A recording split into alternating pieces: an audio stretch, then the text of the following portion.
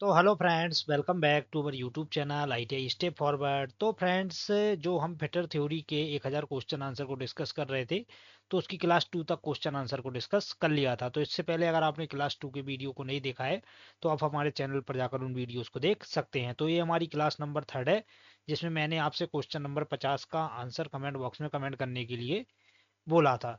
तो फ्रेंड्स, अगर आपको वीडियो पसंद आता है तो वीडियो को लाइक करें और चैनल को तो पक्का से ही सब्सक्राइब करें। तो आइए शुरू करते हैं बिना किसी देरी के। क्वेश्चन नंबर 50 हमारा क्या बोल रहा है? बोला according to the factories act 1948 section 23, which machine is not a dangerous machine. कारखाना कानून 1948 भाग 23 के अनुसार कौन सी मशीन एक खतरनाक मशीन नहीं है? तो ऑप्शन ए बोला है वृत्ताकार आरी, ऑप्शन बी बोला है धातु व्यवसाय में प्रयुक्त मिलिंग मशीन, ऑप्शन सी बोल रहा है द्रव चालित दावक के अतिरिक्त अन्य शक्ति दावक, ऑप्शन डी बोला है ग्राइंडिंग मशीन।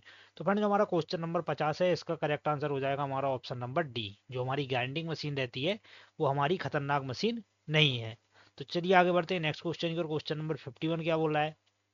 51 क्वेश्चन नंबर हमारा बोल रहा है which of the following helps in accident control.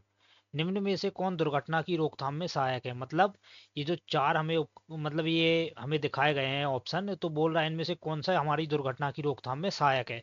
तो ऑप्शन ए बोल रहा है स्वचालित सुरक्षा गार्ड, ऑप्शन बी बोल रहा है इंटरलॉक सुरक्षा गार्ड, ऑप्शन सी बोल रहा है ट्रिप सुरक्षा गार्ड, और ऑप्शन डी बोल रहा है ऑल ऑफ दीज। तो फ्रेंड, जो हमारी दुर्घटना की रोकथाम में सहायक है वो ये सभी हैं। तो इसका करेक्ट आंसर हो जाएगा ऑप्शन नंबर डी।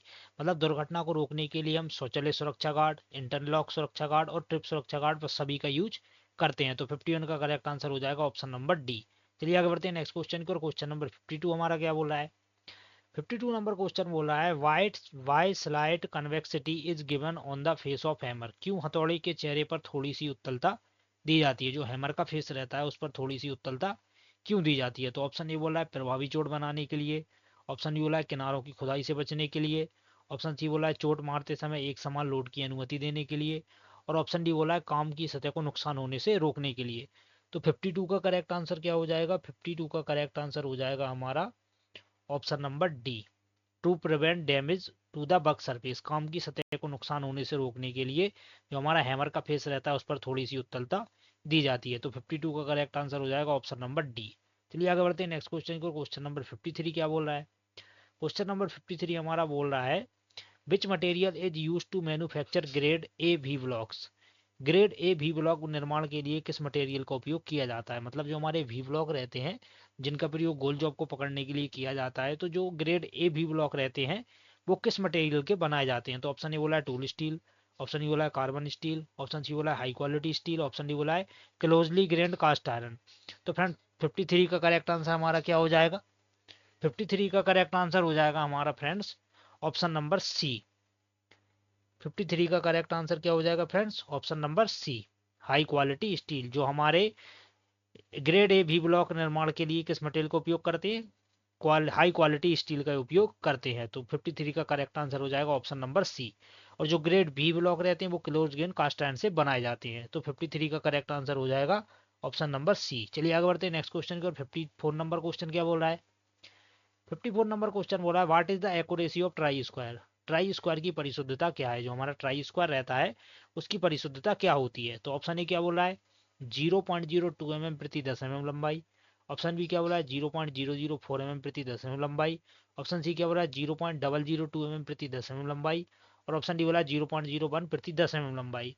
तो फ्रेंड्स, 54 का करेक्ट आंसर क्या हो जाएगा? ऑप्शन नंबर सी, 0.002 mm पर 10 mm लंबाई। मतलब प्रति 10 mm लंबाई में जो ट्राई स्क्वायर रहता है उसकी परिशुद्धता कितनी रहती है? 0.002 mm रहती है। तो 54 का करेक्ट आंसर हो जाएगा ऑप्शन नंबर सी। चलिए आगे बढ़ते हैं नेक्स्ट क्वेश्चन को। क्वेश्चन नंबर 55 क्या बोल रहा है? 55 नंबर क्वेश्चन बोल रहा है what is the period referred as golden hours.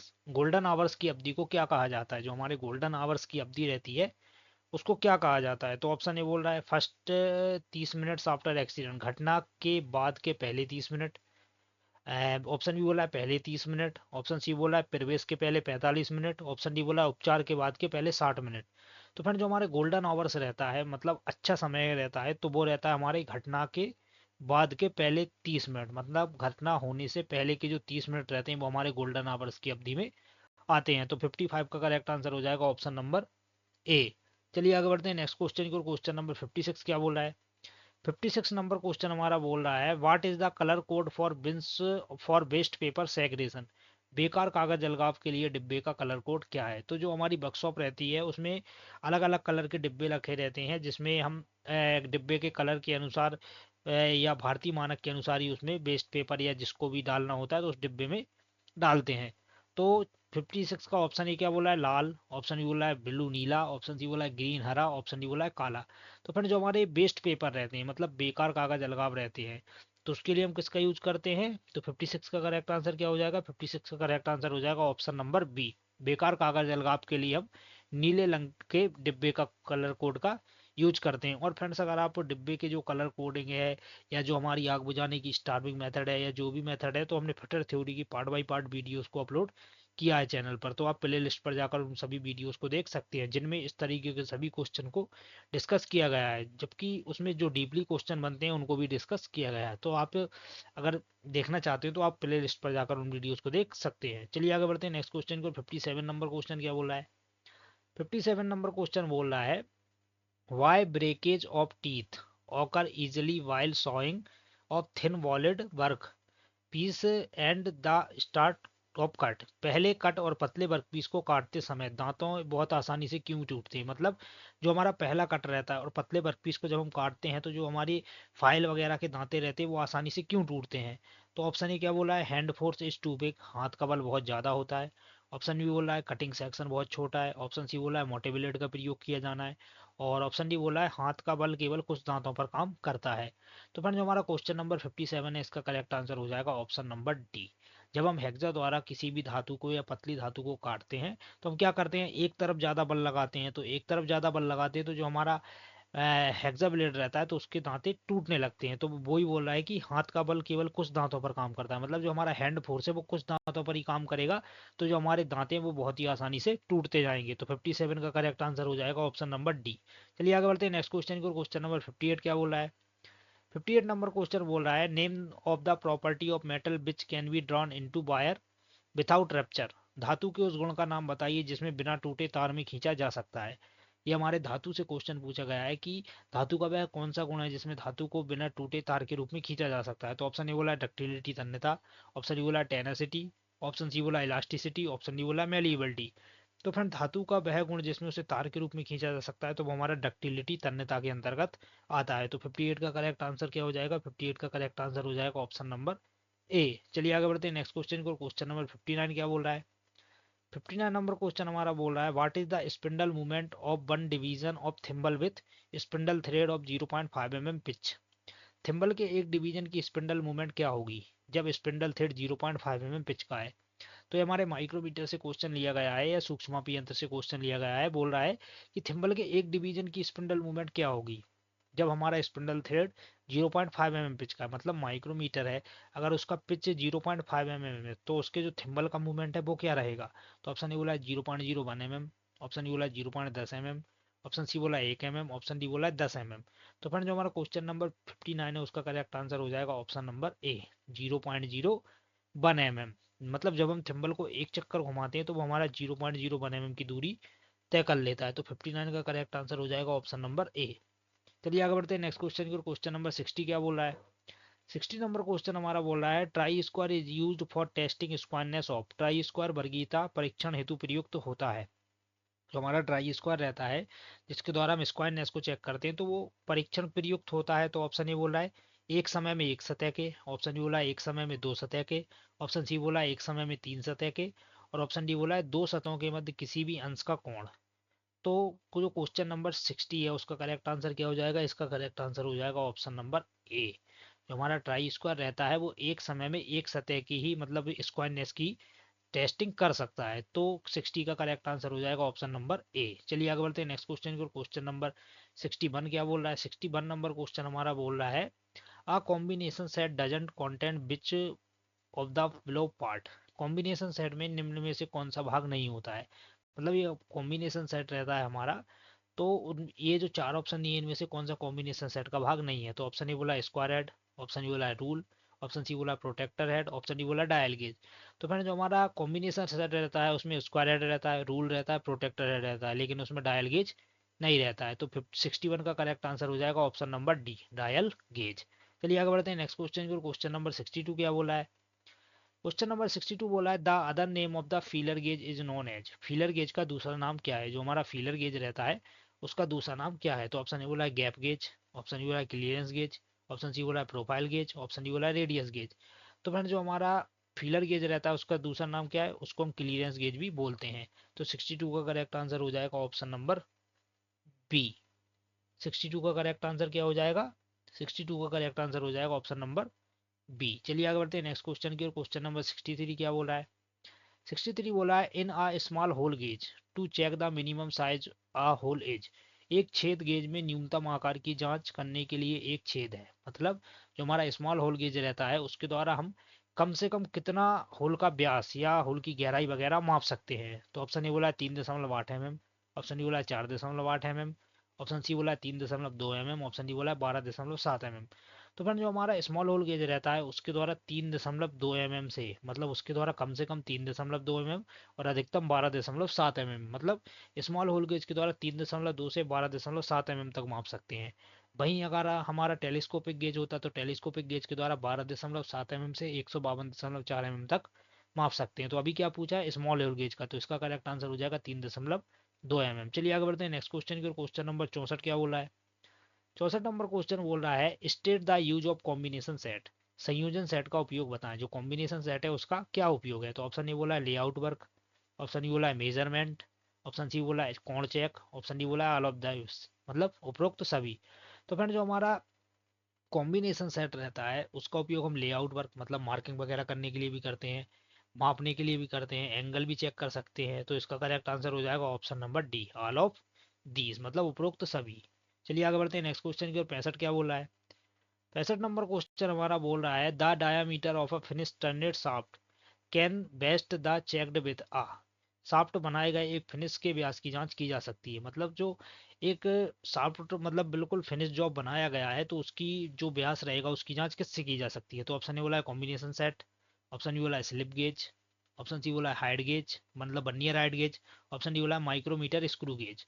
तो फ्रेंड जो हमारा क्वेश्चन नंबर 65 है इसका करेक्ट आंसर क्या हो जाएगा? इसका करेक्ट आंसर हो जाएगा ऑप्शन नंबर डी। जब हमें मतलब फिनिश किए हुए एक शाफ्ट के व्यास की जांच करना है तो उसके लिए हम माइक्रोमीटर स्क्रू गेज का यूज करेंगे या हमारा स्क्रू गेज माइक्रोमीटर का यूज करते हैं। तो 65 का करेक्ट आंसर हो जाएगा ऑप्शन नंबर डी। चलिए आगे बढ़ते हैं नेक्स्ट क्वेश्चन को। 66 क्या बोला है? 66 नंबर क्वेश्चन बोला है which marking media provide clear lines on machine finished surface. कौन सी मार्किंग मीडिया मशीन से तैयार सतह पर स्पष्ट रेखाएं प्रदान करती है? तो ऑप्शन ए बोला है व्हाइट वाश, ऑप्शन बी बोला है पर्सियन ब्लू, ऑप्शन सी बोला है कॉपर सल्फेट, ऑप्शन डी बोला है सेल्यूलोज लेकर। तो क्वेश्चन नंबर 66 का करेक्ट आंसर क्या हो जाएगा? 66 का करेक्ट क्या होगा? 66 का करेक्ट आंसर फ्रेंड्स, 66 का करेक्ट आंसर हो जाएगा हमारा, तो इसका करेक्ट आंसर हो जाएगा हमारा option number B, Persian blue. मतलब कौन सा मार्किंग मीडिया जो तैयार सतह पर स्पष्ट रेखाएं प्रदान करता है? तो वो हमारा पर्सियन ब्लू रहता है। चलिए आगे बढ़ते हैं नेक्स्ट क्वेश्चन की। 67 क्या बोला है? 67 नंबर क्वेश्चन बोल रहा है what is the purpose of slots provided in the slotted angle plate. Slotted angle plate में दिए गए स्लॉट का उद्देश्य क्या है? तो एंगल प्लेट का यूज हम कहाँ करते हैं? जो हमारा जॉब रहता है उस पर मार्किंग करने के लिए एंगल प्लेट का सहारा देते हैं। तो ऑप्शन ए बोला है जॉब क्लैंपिंग जॉब को पकड़ने के लिए, ऑप्शन बी बोला है इजी हैंडलिंग आसानी से हैंडल करना, ऑप्शन सी बोला है वजन कम करना, ऑप्शन डी बोला है बेटर अपीयरेंस मतलब अच्छी दिखावट के लिए। तो फ्रेंड जो हमारी स्लॉटेड एंगल प्लेट रहती है उसका यूज किस लिए करते हैं? तो 67 का करेक्ट आंसर क्या हो जाएगा? ऑप्शन नंबर ए, जॉब को पकड़ने के लिए, जॉब क्लैंपिंग मतलब जॉब को हम बांधने के लिए स्लॉटेड एंगल प्लेट में जो स्लॉट दिए जाते हैं उनका यूज करते हैं। चलिए आगे बढ़ते हैं नेक्स्ट क्वेश्चन की ओर। 68 नंबर क्वेश्चन क्या बोला है? 68 नंबर क्वेश्चन बोला है name the defect that cause the metal chips to clog between the teeth of file. उस दोष का नाम बताइए जब धातु के चिप्स फाइल के दांतों के बीच घुस जाते हैं। मतलब जो उस दोष का नाम क्या है जब जिस दोष में मतलब हमारे फाइल के दांतों के बीच में धातु के कण घुस जाते हैं तो उसे वो क्या बोलते हैं? ऑप्शन ए बोला है फाइल वाइट, ऑप्शन बी बोला है pinning of file, option C बोला है warping of file, option D बोला है ग्लेजिंग ऑफ फाइल। तो फ्रेंड जो हमारा क्वेश्चन नंबर 68 है उसका करेक्ट आंसर हो जाएगा option number B, pinning of file. मतलब फाइल के दांतों के बीच में जो छोटे छोटे कण घुस जाते हैं उसे हम फाइल की पिनिंग बोलते हैं। तो 68 का करेक्ट आंसर हो जाएगा, क्या हो जाएगा 68 का correct answer? Option number B. चलिए आगे बढ़ते हैं नेक्स्ट क्वेश्चन की। 69 नंबर क्वेश्चन क्या बोला है? 69 नंबर क्वेश्चन हमारा बोल रहा है what is the name of angle between the axis of chisel and job surface while chipping। Chipping करते समय छेनी के अक्ष और जॉब की सतह के बीच के कोण का नाम क्या है। मतलब जब हम चिपिंग करते हैं तो चिपिंग करते समय जो हमारी छेनी की अक्ष रहती है और जॉब की सतह रहती है तो उसके जो बीच का कोण है उसका नाम क्या है। तो ऑप्शन ए बोला है रैक कोण, ऑप्शन बी बोला है पॉइंट कोण, ऑप्शन सी बोला है क्लीयरेंस कोण, ऑप्शन डी बोला है एंगल ऑफ इंक्लिनेशन। तो फ्रेंड जो हमारा क्वेश्चन नंबर 69 है इसका करेक्ट आंसर क्या हो जाएगा, इसका करेक्ट आंसर हो जाएगा option number D, angle of inclination. मतलब जब हम चिपिंग करते हैं तो जो हमारा छेनी का अक्ष रहता है और जॉब की सतह रहती है तो उन दोनों के बीच के एंगल को क्या बोलते हैं, एंगल ऑफ इंक्लिनेशन, मतलब कटिंग कोण भी हम उसको बोल सकते हैं। तो 69 का करेक्ट आंसर हो जाएगा ऑप्शन नंबर डी। चलिए आगे बढ़ते हैं नेक्स्ट क्वेश्चन को। 70 नंबर क्वेश्चन हमारा क्या बोला है, 70 नंबर क्वेश्चन बोला है why were from on the under size of the seat metal while shearing. Shearing करते समय सीट धातु के नीचे की तरफ बर क्यों बन जाता है। मतलब जब हम सियरिंग करते हैं, सियरिंग क्या रहता है फ्रेंड्स, हमारी सीट काटने की एक क्रिया रहती है। तो बोला सियरिंग करते समय सीट धातु के नीचे की तरफ बर क्यों बन जाता है। तो ऑप्शन ए बोला है नो क्लियरेंस, क्लियरेंस ना होने के कारण, ऑप्शन डी बोला है हार्डनेस धातु के कारण, ऑप्शन सी बोला है बल में वृद्धि के कारण, ऑप्शन डी बोला है अत्यधिक क्लियरेंस के कारण। तो फ्रेंड जो क्वेश्चन नंबर 70 है इसका करेक्ट आंसर क्या हो जाएगा, option number D, excessive clearance. मतलब अत्यधिक क्लियरेंस के कारण जो हमारी सीट धातु के नीचे की तरफ क्या रहता है, बर बन जाता है। तो 70 का करेक्ट आंसर हो जाएगा ऑप्शन नंबर डी। चलिए आगे बढ़ते हैं नेक्स्ट क्वेश्चन को। 71 नंबर क्वेश्चन क्या बोला है, 71 नंबर क्वेश्चन बोला है how to prevent the tool rubbing against the work surface in metal cutting process. धातु काटने की प्रक्रिया में टूल को वर्क सरफेस से रगड़ने से कैसे रोकें। मतलब जब हम धातु को काटते हैं तो जो हमारा टूल रहता है वो वर्क सरफेस से ज्यादा रगड़ने ना पाए तो उसको कैसे रोका जा सकता है। तो ऑप्शन ए बोला है लिप कोण को घटाकर, ऑप्शन बी बोला है रैक कोण को बढ़ाकर, ऑप्शन सी बोला है क्लीयरेंस कोण को बढ़ाकर, ऑप्शन डी बोला है टूल वेज कोण को घटाकर। तो फ्रेंड जो हमारा क्वेश्चन नंबर 71 है इसका करेक्ट आंसर क्या हो जाएगा, 71 का करेक्ट आंसर हो जाएगा option number C, increase clearance angle, clearance कोण को बढ़ाकर। अगर हम क्लीयरेंस कोण को बढ़ा देंगे तो जो हमारा टूल की वर्क सरफेस है वो जॉब से बहुत ही कम रगड़ेगी या घिसने से बच जाएगी। तो उसके लिए हम क्या करेंगे, क्लीयरेंस कोण को अगर बढ़ा देंगे तो हमारा जो टूल है उसकी जो सरफेस रहेगी वो रगड़ने से बच जाएगी। चलिए आगे बढ़ते हैं नेक्स्ट क्वेश्चन की ओर। 72 क्या बोल रहा है, 72 नंबर क्वेश्चन हमारा बोल रहा है name the property of metal that withstand shock और इम्पैक्ट। धातु की उस प्रॉपर्टी का नाम बताइए जो शॉक या इम्पैक्ट को सहन कर सके। तो ऑप्शन ए बोला है टेनासिटी, ऑप्शन बी बोला है हार्डनेस, ऑप्शन सी बोला है ब्रिटलनेस, ऑप्शन डी बोला है टफनेस। तो फ्रेंड धातु की वो कौन सी प्रॉपर्टी जो शॉक या इम्पैक्ट को सहन कर लेती है। तो 72 का हमारा करेक्ट आंसर हो जाएगा ऑप्शन 72 का, सॉरी फ्रेंड 72 का करेक्ट आंसर क्या हो जाएगा हमारा ऑप्शन नंबर डी। जो हमारी टफनेस रहती है वो हमारी शॉक या इम्पैक्ट को सहन कर लेती है। तो धातु की जो प्रॉपर्टी है उसका नाम क्या है, टफनेस, जो शॉक या इम्पैक्ट को सहन कर सकती है। चलिए आगे बढ़ते हैं नेक्स्ट क्वेश्चन को। 73 को क्या बोल रहा है, 73 बोल रहा है which part is the measuring face fitted to the frame of outside micrometer. कौन सा पार्ट मेजरिंग फेस है जो बाहरी माइक्रोमीटर के फ्रेम में लगा होता है। तो जो हमारा आउटसाइड माइक्रोमीटर रहता है कौन सा, मतलब उसका मेजरिंग फेस है जो फ्रेम में लगा रहता है। तो ऑप्शन ए बोला है एनविल, ऑप्शन बी बोला है बैरल, ऑप्शन सी बोला है स्पिंडल, ऑप्शन डी बोला है रेचेट स्टॉप। तो फिर जो हमारे माइक्रोमीटर का मेजरिंग फेस है, मतलब माइक्रोमीटर के फ्रेम में फिट रहता है तो फ्रेम में क्या लगा रहता है, हमारा एनविल लगा रहता है। तो 73 का करेक्ट आंसर हो जाएगा ऑप्शन नंबर ए। चलिए आगे बढ़ते हैं नेक्स्ट क्वेश्चन को। 74 क्या बोल रहा है, 74 बोल रहा है how the drill chucks are held on the machine spindle. Machine spindle पर ड्रिल चक को कैसे पकड़ते हैं। तो ऑप्शन ए बोला है आर्बर द्वारा, ऑप्शन बी बोला है सॉकेट द्वारा, ऑप्शन सी बोला है स्लीप द्वारा, ऑप्शन डी बोला है विशेष क्लैंप द्वारा। तो 74 का करेक्ट आंसर क्या हो जाएगा, 74 का करेक्ट आंसर हो जाएगा ऑप्शन नंबर ए। जो हमारे मशीन स्पिंडल पर ड्रिल चक रहती है उसको किसके द्वारा पकड़ा जाता है, आर्बर के द्वारा पकड़ा जाता है। चलिए आगे बढ़ते हैं नेक्स्ट क्वेश्चन को जो कि हमारी वीडियो का लास्ट क्वेश्चन है। क्वेश्चन नंबर 75 क्या बोल रहा है, बोला है what is the purpose of screw pitch gauge. Screw pitch gauge का क्या प्रयोजन होता है। तो ऑप्शन ए बोला है ड्रिल की गहराई का पता लगाने हेतु प्रयुक्त, ऑप्शन बी बोला है फाइल की चौड़ाई का पता लगाने हेतु प्रयुक्त, ऑप्शन सी बोला है चूड़ी की पिच का पता लगाने हेतु प्रयुक्त, ऑप्शन डी बोला उपरोक्त में से कोई नहीं। तो फ्रेंड जो क्वेश्चन नंबर 75 है इसका करेक्ट आंसर आपको कमेंट बॉक्स में कमेंट करके बताना है। और फ्रेंड्स अगर आपको वीडियो पसंद आया हो तो वीडियो को लाइक करें और चैनल को सब्सक्राइब करें। तो फ्रेंड मिलते हैं इसके नेक्स्ट पार्ट में, तब तक के लिए जय हिंद।